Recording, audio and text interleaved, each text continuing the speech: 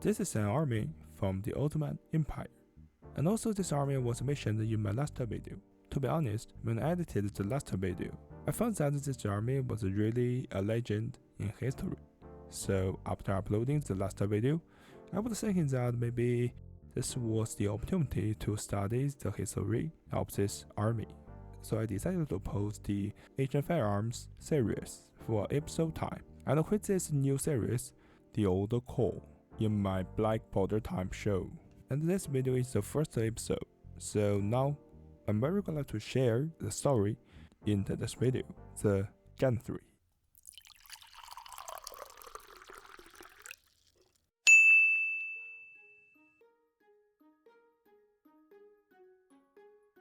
Everything started from a man who was Alauddin Pasha, or Alauddin Ali Bey. He was the son of Osman I, who was the first Sultan of the Ottoman Empire, and meanwhile, he was the brother of Orhan I, who was the second Sultan of the Ottoman Empire. Not like the later part of Ottoman Empire, always sunk in the crisis of power struggle. The first Sultan, Osman Ghazi, died in either 1323 or 1324, and Orhan succeeded him. But according to the tradition of Ottoman, Orhan should share the empire and the power to his brother, Alauddin, but Alauddin refused, because he thought he must accept the will of their father. Orhan would be designated as the sole successor. Meanwhile, as a son in the royal family, he clearly knew what would happen when there were two kings in one land. So finally, he made the decision, and the first civil war didn't appear in this new empire. After the first Sultan died, and both brothers were always in an amicable relationship without conflict. As the Sultan's brother, Alauddin made the swift suggestion to Orhan in order to improve the efficiency and the legitimacy of the early Ottoman Empire, including the military system, the official Ottoman costume, and the last one may be the most important part, the army. He envisioned the empire leading a new army, which would be summoned in wartime to fight. These troops were called Yaya or Piade. They were divided into tens, hundreds, and thousands with their commanders. This was very different from the old army in Ottoman. Before that, the army was composed of armed vessels and volunteers. In the wartime, they could ride on horseback together and the Princess banners, but after the end of the war, they were disbanded very soon.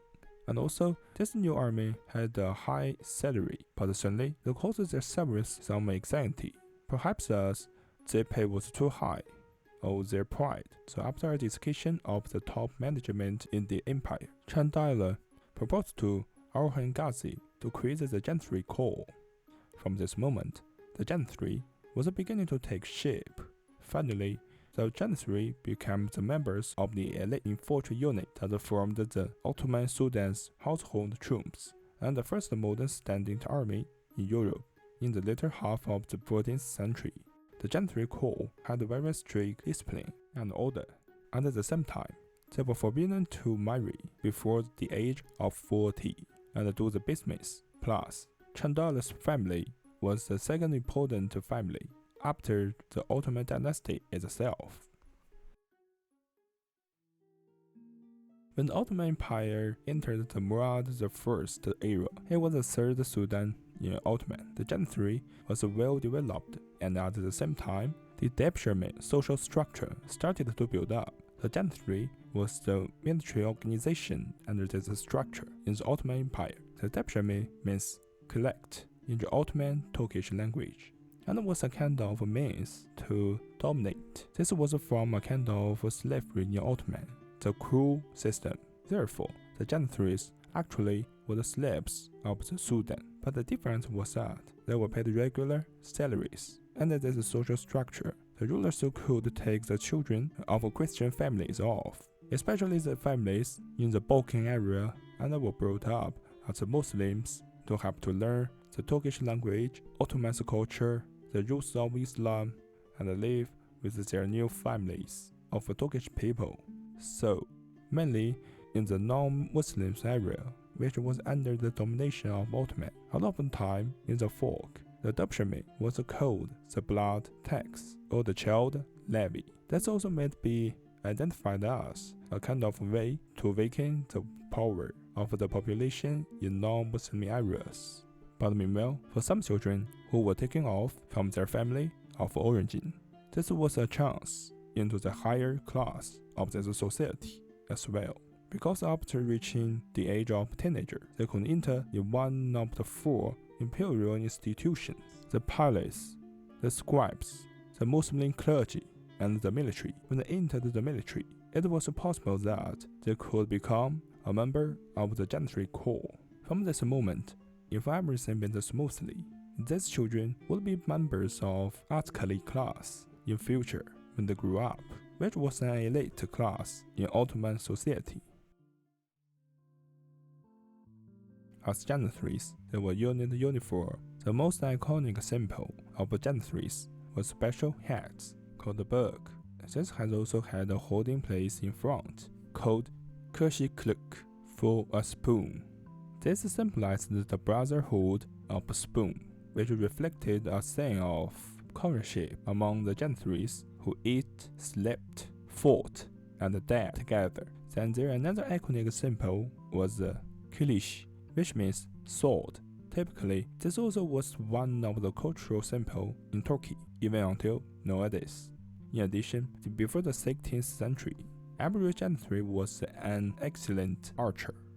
As an elite corps of the empire, when gunpowder weapons started to be used by more and more armies in the world, they also tried to equip the gunpowder weapon Sunli. In the more than the second time, until the early 16th century, Janissaries were able to use the arquebuses very expertly, and in 1605, even became one of the first armies in Europe to implement rotating lines of volley fire in battle.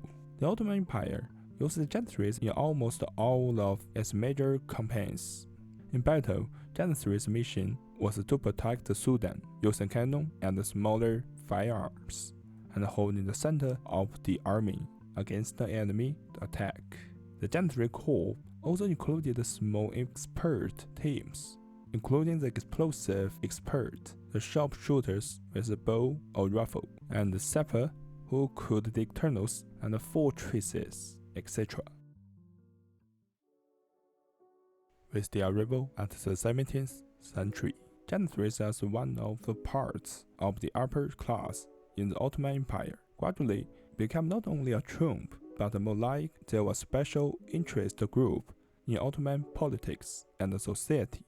Meanwhile, gradually they also knew their own importance, and they began to desire a better and better life. So they wanted to have more power and influence that dominated the government. Just like in 1622, the teenager Sultan Osman II, after defeat during the war against Poland, he saw this was the wrong of his Janissaries and the statesmen.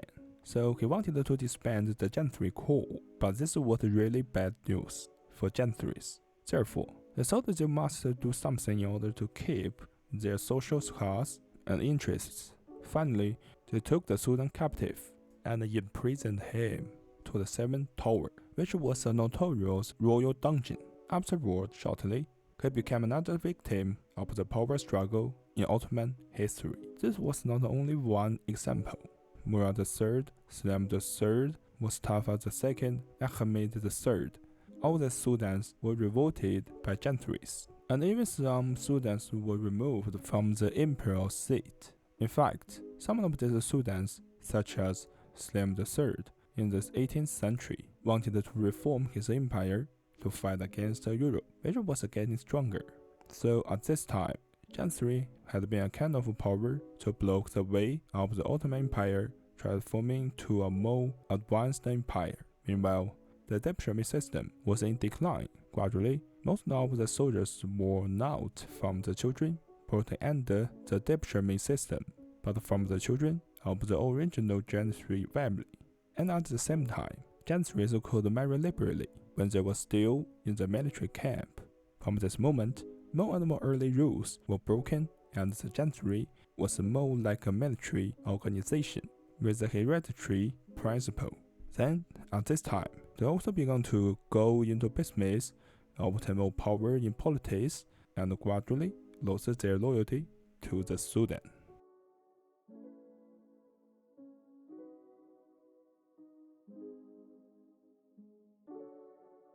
Until the Sultan Mahmud II time in 1826, Mahmud more firmly decided to disband the Janissary Corps, and as predicted, this time the revolt of Janissary was more fierce.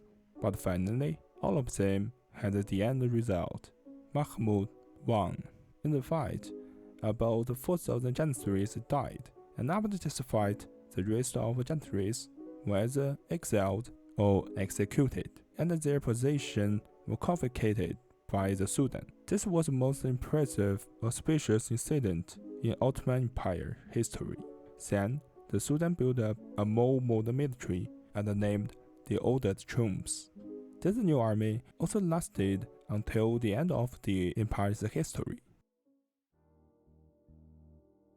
Overall, when we're looking back at the Janissary history, it's like it's the most part of the history of the Ottoman Empire, and the later part of its history, the Janissary gradually became the old guard of the old time in the empire, and partly blocked the advance of the whole empire.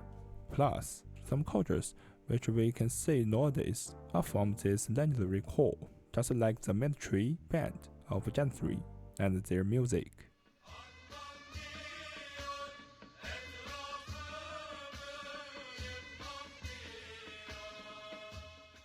Okay, this is today's story.